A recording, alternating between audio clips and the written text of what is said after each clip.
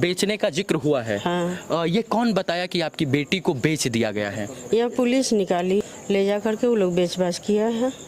ये कितना में बेचा ये हमको नहीं मालूम। मतलब ये पीला घर कौन सा है? ये नहीं मालूम। पीला घर है कहाँ? कह तो रहे नहीं मालूम। हम लोगों ने शुक्ला जी के पेट्रोल पंप पर सीसीटीवी खुलवाया था।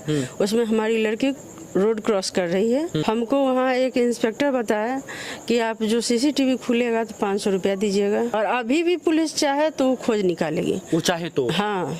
दिसंबर 2022 में एमबीए की एक छात्रा अपने घर से एग्जाम देने के लिए निकलती है, लेकिन दुर्भाग्यवश वो छात्रा वापस लौटकर नहीं आती है। और इसके बाद वो छात्रा आज 7-8 महीना बीत जाने के बाद भी घर वापस नहीं आई है, और पुलिस प्रशासन संदेह के दायरे में है, क्योंकि प्रशासन 7 महीने बाद भी उस बच्ची को खोज नहीं पाई है। कुछ लोगों को प्रशासन ने गिरफ्तार किया, और प्रशासन के ने जिनको गिरफ्तार किया था उन्होंने बताया लड़की को बेच दिया गया। ये बताइए, एक पीला स्थान है, बेचने का जिक्र हुआ है। मकान बेचने का जिक्र हुआ है। हाँ? हाँ। बेचने का जिक्र हुआ है। हाँ। ये कौन बताया कि आपकी बेटी को बेच दिया गया है? यह पुलिस निकाली है। हाँ। और अर्चना पांडे का बयान है। हाँ। जिसमें कि उसको बोली है कि यशी को हम 3 आदमी मिल करके ले गए थे नशे की हालत में। हाँ। लगता है इंजेक्शन वगैरह दे दिया होगा, और ले जा करके वो लोग बेच बाच किया है। और अर्चना पांडे का बयान है कि कितना में बेचा ये हमको नहीं मालूम। मतलब बेचने का बयान पुलिस के अंदर दर्ज है। हाँ। लेकिन कहाँ बेचा ये पता आपको? नहीं। ये पीला घर कौन सा है? ये नहीं मालूम। पीला घर है कहाँ? कह तो रहे नहीं मालूम। मतलब आस पड़ोस में कुछ? नहीं, आस पड़ोस में कहीं नहीं है। मुजफ्फरपुर में ही है? हाँ, मुजफ्फरपुर में, जहाँ भी हो मुजफ्फरपुर का ही है। अच्छा, ये जो है आज 8 महीना बीत गया, 7-8 महीना बीतने को है। तमाम प्रशासनिक कार्रवाई हुई, इसके बाद धरपकड़ हुई, लेकिन आज तक आपकी बेटी का पता नहीं चला। कहीं कुछ पता नहीं। आपको क्या लगता है आपकी बेटी के साथ क्या हो गया होगा? अब अपहरण करके बेचा तो क्या होगा नहीं होगा ये कहना बहुत मुश्किल है। मतलब आपको क्या लगता है आपकी बेटी थी, आपके साथ वो सारी बातें शेयर करती थी, कहीं प्रेम व्रेम तो नहीं था? या नहीं, प्रेम नहीं था। प्रेम नहीं था? नहीं। ये बात आप दावे के साथ कहते हैं? ये दावे के साथ हम कह सकते हैं, क्योंकि हम उसे, जब हमको लगता है कि वो ब्लैकमेलिंग में फंसी है, और उसको लगता है कि सर्विस के ये में ही ब्लैकमेल कोई किया होगा। सर्विस मतलब? सर्विस, वो सर्विस करना चाहती थी। हाँ। वो मेडिकल के स्टूडेंट थी। हाँ। और घर पे ही तैयारी करके वो एग्जाम देती थी, और मतलब क्वालिफाई हर बार की, लेकिन सरकारी कॉलेज का नंबर नहीं आता था, इसलिए लास्ट में वो बोली कि इसको, इस ट्रैक को चेंज करके हम दूसरे ट्रैक में आते हैं। तो हुआ कि भाई अब या तो लॉ करो, नहीं तो एमबीए करो। तो एमबीए वो करना स्टार्ट की, और 2 माह तो वो कॉलेज गई ही है। तो अगर प्रेम प्रसंग की बात होती तो 2 माह में प्रेम प्रसंग नहीं होता है। कोई भी लड़का हो या लड़की हो, जब तक लंबे टाइम से नहीं कांटेक्ट में रहेगा तब तक प्रेम प्रसंग नहीं हो सकता। अच्छा चाची, आज आधुनिक युग है, चारों तरफ सीसीटीवी कैमरा लगा है। अगर जो है आपने एफआईआर दर्ज करवाई, एफआईआर दर्ज होने के बाद पुलिस सीसीटीवी कैमरा वगैरह नहीं खंगाली? नहीं, हम लोगों ने शुक्ला जी के पेट्रोल पंप पर सीसीटीवी खुलवाया था। उसमें हमारी लड़की रोड क्रॉस कर रही है, वो साफ दिखा। उसके बाद किसी के साथ या अकेले? हाँ। और जब बस नज़दीक आ गया है, उसका रेंज ख़त्म हो गया है, सीसीटीवी उस जगह बंद हो गया। उसके बाद थाना में जाकर के जब हम बोले हैं सीसीटीवी खोलने के लिए, तो हमको वहाँ एक इंस्पेक्टर बताया कि आप जो सीसीटीवी खुलेगा तो 500 रुपया दीजिएगा।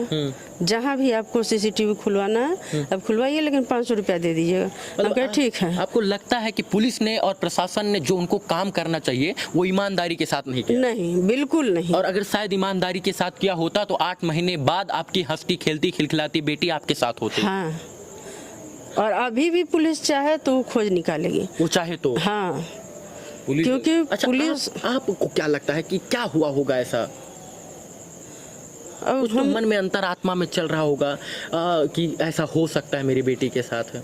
अब हम क्या बताएं, तरह तरह का न्यूज़ सुनते हैं पेपर में, दिमाग मेरा काम नहीं करता। अच्छा चाची, ये बताइए, जो आप अर्चना पांडे की बात कर रही हैं, एक और लड़की की बात कर रही हैं, और एक लड़का सोनू, इसके बाद यस, ऐसा कुछ नाम आ रहा है, उनको जानती थी पहले से? नहीं, उनकी बेटी पहले से आपसे उनकी बेटी आपकी उनसे बात करती थी? नहीं, ये भी हमको मालूम नहीं था। तो ये अचानक से कैसे मिल गया ये सब? अचानक ये फेसबुक से पुलिस निकाली है और पुलिस ही हाथ अभी खड़ा कर रही है। हमको आश्चर्य लगता है कि या तो पुलिस किसी दबाव में है या फिर मतलब कुछ ऐसा होगा उन लोगों का जो कि इसको लगता है कि मामला को दबाना चाहती है। कितना उम्र था आपकी बेटी का?